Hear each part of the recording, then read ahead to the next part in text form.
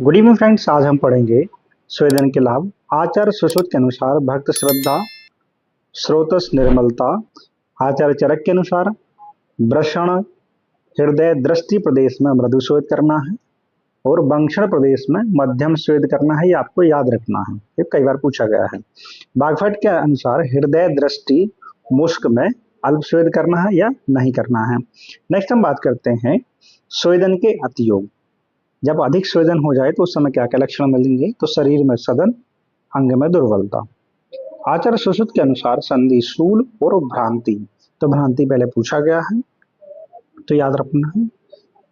स्वेदन के अयोग किन व्यक्ति में स्वेदन नहीं करना है?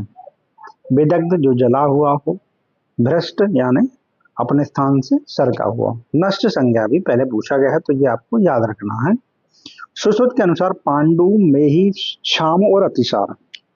तो अतिसार पहले पूछा गया है कि ये भी स्वेदन के अयोग्य है, तो आपको याद रखना है। आचार्य बागभट्ट के अनुसार अति स्थूल आड्य रोगी। तो यहाँ आपको आड्य रोगी याद रखना है, क्योंकि स्वेदन के योग्य में आचार्य ने आड्य बात कहा है। ठीक है। भ्रष्ट गुद और दग्ध गुद में भी स्वेदन के अयोग्य है। अब हम पढ़ते हैं स्वेदन के योग्य में। तो स्वेदन के योग में चरक के मत हैं स्वरभेद, गलग्रह, कोशना, विजंब के, मुस्क वृद्धि और खली। आचार्य बागभट्ट के अनुसार स्तंभ, गौरव, अर्बुद, ग्रंथि, शुक्राघात और आड्यवाद। ये आड्यवाद आपको याद रखना है। स्वेदन के भेद की बात करते हैं तो आचार्य चरक के अनुसार साग्नि स्वेद 13 होते हैं, राग्नि स्वेद 10 होते हैं। ये आपको याद रखना है। आचार्य सुश्रुत एवं बागभट्ट के अनुसार स्वेद के 4 हैं, ताप स्वेद, ऊष्म स्वेद, उपनाह स्वेद और द्रव स्वेद। तो ये आपको याद रखना है। नेक्स्ट आपको जो कई बार पूछा गया है वो आचार्य काश्यप का पूछा है कि आचार्य काश्यप ने स्वेद के भेद कितने माने? तो 8 भेद माने हैं आचार्य काश्यप ने। सुश्रुत के अनुसार निराग्नि स्वेद 7 हैं, ये भी आपको याद रखना है। उपनाह स्वेद को चरक ने निराग्नि स्वेद कहा है, आचार्य सुश्रुत ने उपनाह को साग्नि स्वेद कहा है। ये आपको याद रखना है। फिर जो स्वेदन है, स्वेदन के नाड़ी की आकृति जो है वो किस तरीके की होना चाहिए? तो हाथी के सूंड के समान, नाड़ी व्योम या अर्धव्योम, मूल की चतुर्भाग, हम अग्र अष्टभाग व्याह। तो ये आपको याद रखना है। नेक्स्ट जो है अब हम जैनताक स्वेद की बात करते हैं। तो जैनताक स्वेद में ग्रह बनाया जाता है, तो उसमें बेसिकली उसकी लंबाई, चौड़ाई और ऊंचाई कितनी होती है ये पूछा गया है कि उसकी लंबाई, चौड़ाई, ऊंचाई कितनी हो, तो आपको 16 रत्नी प्रमाण में याद रखना है।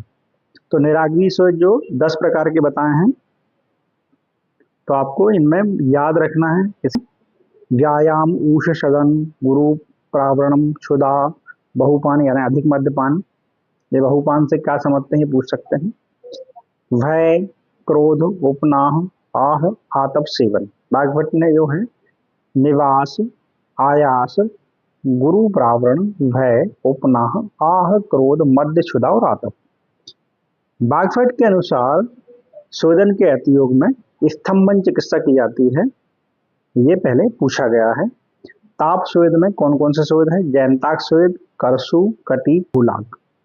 उष्ण स्वेद में संकर, प्रस्तर, अस्मक, नाड़ी और कुंभी और भूस्वेद। द्रव स्वेद जो है, जब पित्त का इन्वॉल्वमेंट होता है उस स्थिति में द्रव स्वेद करवाया जाता है, तो उसमें परिषेक और अवगाह 2 प्रकार के स्वेद आते हैं। बमन औषध के सेवन के पश्चात आपको कितना वेट करना है? मतलब मुहूर्त अनुपालित, 1 मुहूर्त तक प्रतीक्षा करना है। बमन के पूर्व लक्षण, क्या आपने मेडिसिन दी तो उस समय क्या क्या लक्षण दिखेंगे? तो जब स्वेद प्रादुर्भाव यानी स्वेद का उत्पन्न होना, तो वो कंडीशन में आपको समझना है दोष प्रविल्यन की स्थिति, यानी दोष विल्यन अवस्था में आ चुके हैं।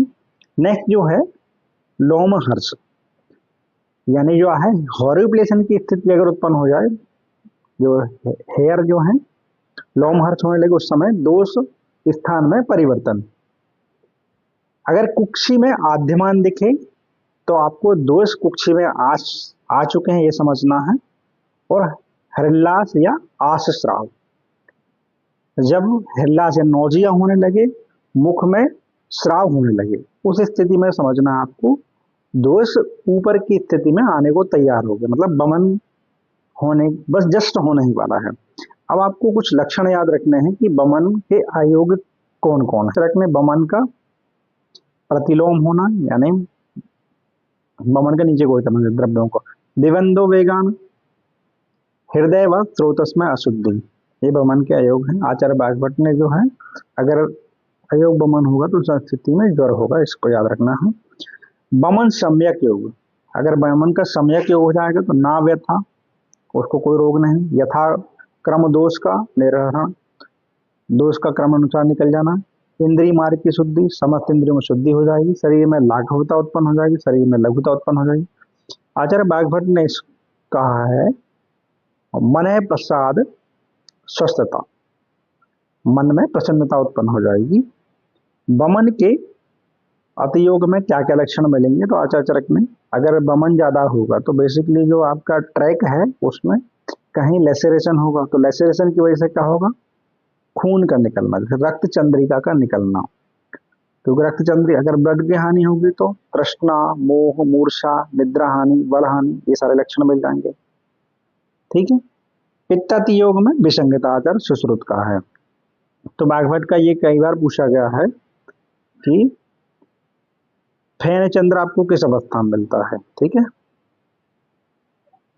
क्षाम, कंठशोष, घोर व्याधि, ये सब आपको कई बार पूछे गए हैं, तो ये आपको याद रखना है। सम्यक विरेचन के क्या क्या लक्षण मिलते हैं, तो आचार्य चरक के अनुसार व्याजना मनुता, यानी व्याधि में लघुता उत्पन्न हो जाएगी। काले वेग प्रवर्तनम, वेग यथा समय प्रवर्तित हो जाएंगे।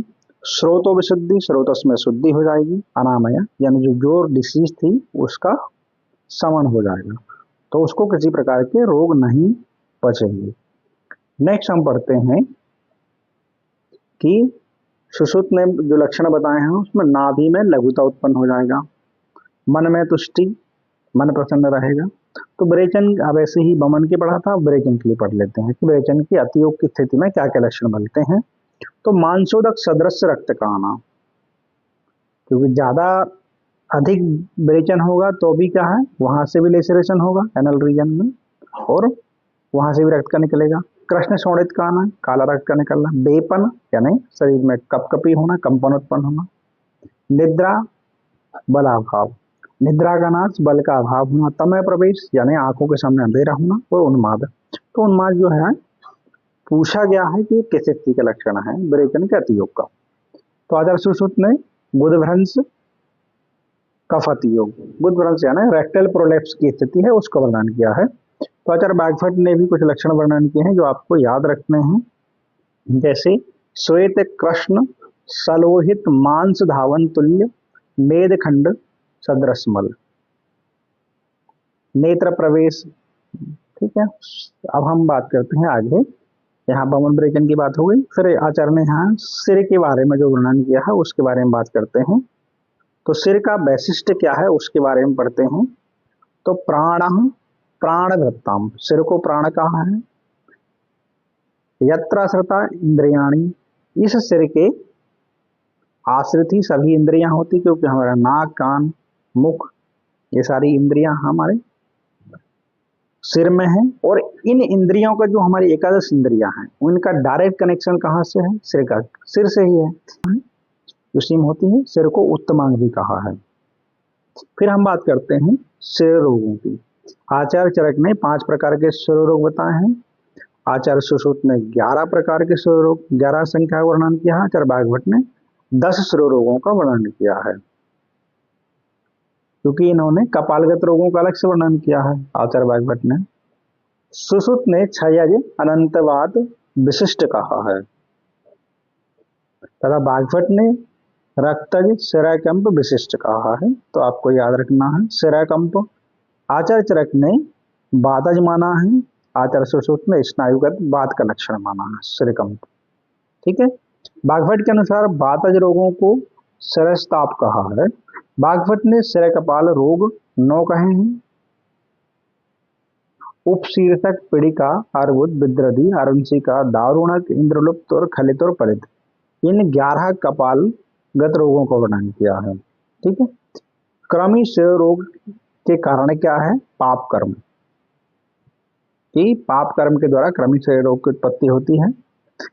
आचार्य, अब हृदय रोग की बात करते हैं कि आचार्य चरक ने 5 प्रकार के हृदय रोगों को वर्णन किया है, आचार्य सुश्रुत ने 4 प्रकार के हृदय रोगों को वर्णन किया है। तो आपको ये याद रखना है कि आचार्य ने सन्निपातज हृदय रोग का वर्णन, हृदय को नहीं माना है, हृदय रोग को नहीं माना है। ठीक है। पित्तज हृदय रोग का लक्षण है बाघवट मतिन अम्ल पित्त का बमन। कफज हृदय रोग के लक्षण में चरक व बाघवट के अनुसार अस्म गर्भवत भारिकम, यानी छाती में उसको पत्थर रखा हुआ इस तरीके से अगर उसको फील होता है तो उसको कफज हृदय रोग माना। क्रमिक हृदय रोग के लक्षण में हृदय में सूची भेदनवत पीड़ा, शस्त्र छेदनवत रुजा और महारुजा, ये सारे लक्षण मिलते हैं। बाघभट्ट के अनुसार हृदय का निरंतर क्रकच, आरी से या दारण के समान प्रतीति या कटिंग पेन जो है वो क्रमीय रोग में मिलता है। आशयपकर्ष यानी दोषों का अपने प्राकृत स्थान से हटाना, वो स्थिति कहलाती है आशयपकर्ष की। नेक्स्ट हम बात करते हैं क्षय के बारे में। ठीक है। क्षय का आचार्य ने वर्णन किया है कि शरीर में कितने प्रकार के क्षय होते हैं, उनके आचार्य सबसे पहले चरक ने जो क्षय के भेद किए हैं 18 प्रकार के क्षय का वर्णन किया है।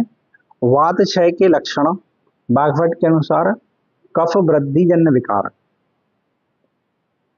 कफ क्षय के लक्षण जो है सुश्रुत के मतेन शरीर में रूक्षता उत्पन्न हो जाएगी, अंतरदाह यानी बर्निंग सेंसेशन उत्पन्न हो जाएगा, दुर्बलता उत्पन्न हो जाएगी, प्रजागरण। रस क्षय के जो लक्षण है वो कई बार पूछे गए हैं। स्वल्प चेष्टा यानी जो आपकी चेष्टा वो बहुत कम हो जाएगी, सुश्रुत में इसका लक्षण तृष्णा बताया है। बाघभट्ट ने शोष और ग्लानि रस क्षय में मिलेगा। रक्त क्षय में त्वचा का स्फुटन, म्लानता यानी त्वचा का फटना और म्लानता में सिकुड़ना।